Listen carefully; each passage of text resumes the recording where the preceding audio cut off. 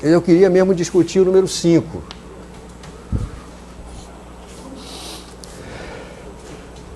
Que é o seguinte, nós vamos, nessa questão, vamos discutir o que acontece com a entropia do universo no processo de aquecimento produzido pelo Sol. O Sol nos ilumina, né?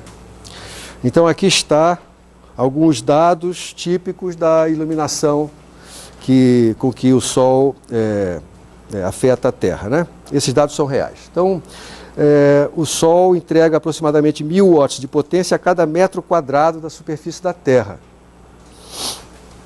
Isso aqui é a energia que de fato é absorvida pela superfície, tá? Na verdade, a temperatura da superfície, aí tem lá dados sobre a temperatura da superfície solar, outra vez todo físico sabe disso, né?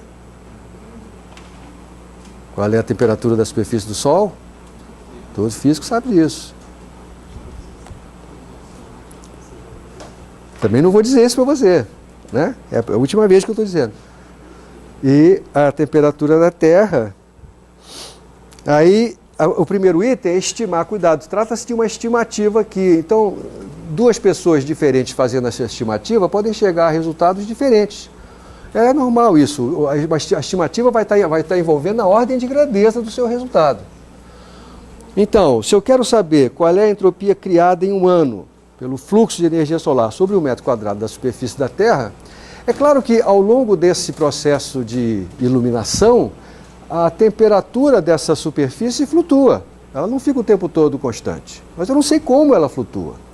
Então, como estimativa, eu vou tomar uma temperatura média, que é essa que ele está me dando aqui.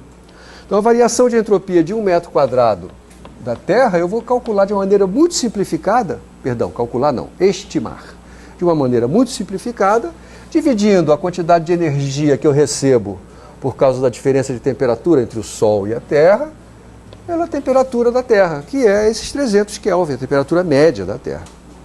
Aí o cálculo aqui de qual é a energia que o metro quadrado da Terra recebe. Eu estou dizendo lá, 1000 watts de potência por metro quadrado, né? Então, 1000 watts a potência é energia por tempo. Então eu tenho que multiplicar esse 1000 watts pelo tempo que dura a iluminação do Sol durante um ano. Cuidado, não é 24 horas por dia, porque o Sol não está iluminando a gente 24 horas por dia. Esse é o erro clássico, né? Se você coloca 12, tá bom, vai lá, metade ele ilumina, né? Mas se eu estou querendo uma estimativa, eu uso 10. Aliás, está muito mais próximo da realidade, se a gente pensar na superfície da Terra, né, em geral, se eu estiver no Equador, no Equador nós temos de fato 12 horas de iluminação e 12 horas de noite, mas fora do Equador não tem isso, né? Então, eu estimaria assim, a potência, 10 ao cubo, multiplicada pelo tempo. O tempo eu vou tomar, sei lá, 10 horas por dia. Né? Então são 10 horas, cada hora tem 60 minutos, cada minuto tem 60 segundos. Então isso aqui é por dia. Agora, vezes a quantidade de dias que tem num ano, dividido pela temperatura média da Terra, que é isso aqui. Tem uma conta bacaninha, que é isso aqui, ó. Esse número, que é a quantidade de segundos que tem um ano terrestre, é um resultado muito bonitinho. Vocês sabem qual é? Hã? 86.400. Não. Hã? Não é não. É um número tão bonitinho. Eu não me canso de mostrar isso. Aliás, está faltando 24 aqui.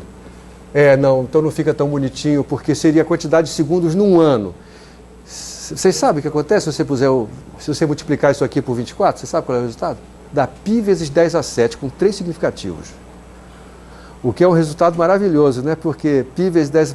Quando você está falando de movimentos circulares, o π vai aparecer, e aí o π... Enfim. Aí. Pronto, dá isso aqui. Eu não fiz a conta, vai.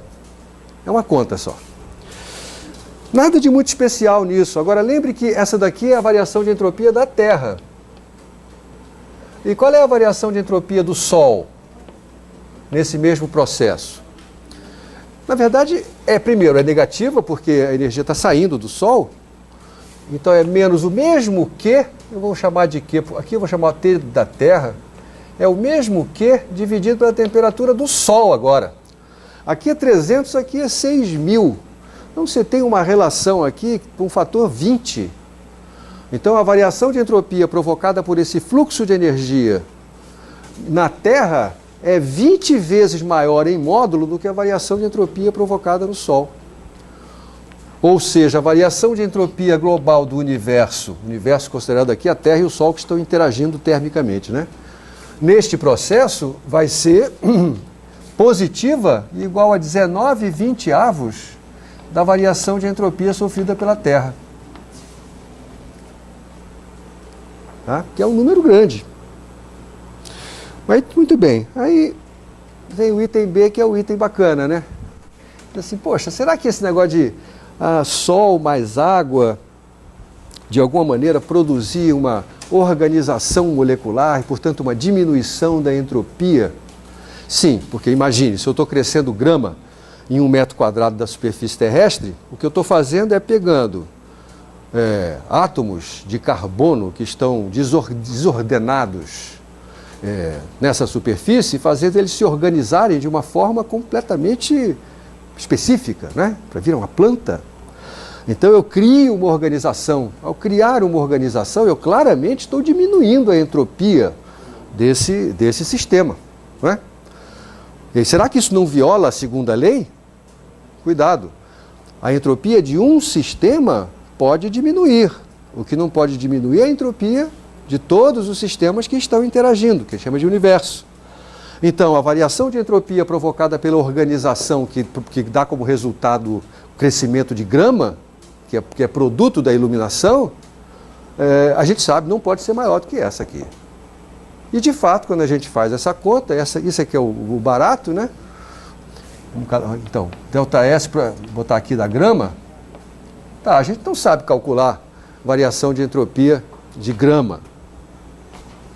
Não é verdade? Mas a gente pode estimar, e outra vez, é uma estimativa que a gente quer fazer. Lembre, qual é a estimativa de ordem zero para a entropia de um sistema qualquer físico? Número de partículas vezes K. E se eu estou crescendo grama em 1 metro quadrado, quantos quilos de grama você acha que eu vou conseguir produzir num metro quadrado de... Hã? Meio quilo? 1 quilo, vai. Alguma coisa da ordem de quilo. Não é 1 tonelada, né? E nem é 100 gramas. Mas 1 grama é basicamente um composto de carbono, como nós todos, é carbono e água, né? Então, qual é a massa molecular? Então, eu estou construindo uma coisa que tem cerca de 1 quilo de carbono. Quantas partículas de carbono eu preciso para fazer 1 quilo de grama? São 12 Estimativa. 12 gramas por mol. Chuta 1,2 kg que dá 1.000 mols. 1.000 mols, né? Então, a variação de entropia da grama, eu vou estimar assim. É N vezes K, onde N é 1.000 mols. Mas N vezes K é a mesma coisa que Nzinho vezes R. Aí eu prefiro assim porque eu acabei de fazer a conta com mols, né? Então, isso aqui é 1.000, 10 ao cubo, vezes R. Quanto que é R? 8,31 joules por mol Kelvin. Essa conta aqui deve dar da ordem de 10 a 7. Tá? Então você tem um fator de 1000 aqui envolvido. Então isso aqui, cuidado, isso aqui era um número negativo, né? NK, onde esse N é a quantidade de partículas que estavam dispersas, que agora viraram grama. Então é uma quantidade de indivíduos muito menor do que o número de Avogadro, eu posso até desprezar isso. Então é uma estimativa bonitinha porque as pessoas às vezes se surpreendem com esse tipo de argumento, né? Como é que pode existir a vida na Terra se a criação de vida, um organismo biológico complexo e tão organizado como nós, certamente está diminuindo a entropia das moléculas que me compõem. Claramente, na hora que eu morrer, tomara que não seja muito próximo, as moléculas de carbono e água que me compõem vão se espalhar pela natureza e a minha entropia vai aumentar. A entropia nada mais é do que, a morte nada mais é do que um aumento abrupto da entropia, né? Portanto, para que eu seja criado, é preciso que haja uma diminuição da entropia. Mas a diminuição local da entropia não viola a segunda lei. A segunda lei se refere à variação de entropia dos sistemas em interação, que nós chamamos aqui de universo. Então, a existência de vida não contraria a segunda lei. Tá? O que eu devia ter feito aqui é assim, ver qual é a entropia inicial desse sistema, que é a quantidade de partículas, de moléculas de carbono que vão fazer a grama, menos a entropia final, que é a quantidade de gramas. Mas a quantidade de gramas é muito menor, grama no sentido, grama verde, né? Não é grama peso não é grama massa. A quantidade de folhas de grama que eu vou criar é muito menor do que o número de Avogadro, então eu desprezei, joguei fora. Entendeu? Então ficou só a quantidade de partículas inicial. Esse aqui é a entropia inicial. É a entropia antes da grama acontecer, né? Das partículas de carbono, das moléculas ou átomos de carbono que no final vão compor as folhinhas de grama. Então eu deveria dizer assim, a entropia inicial era N grande vezes K, onde N grande é a quantidade de átomos de carbono, a entropia final é outro N grande vezes K, onde N grande é a quantidade de folhinhas de grama. Mas a quantidade de folhinhas de grama eu posso medir talvez em milhares, vai? Uma grama bem densa.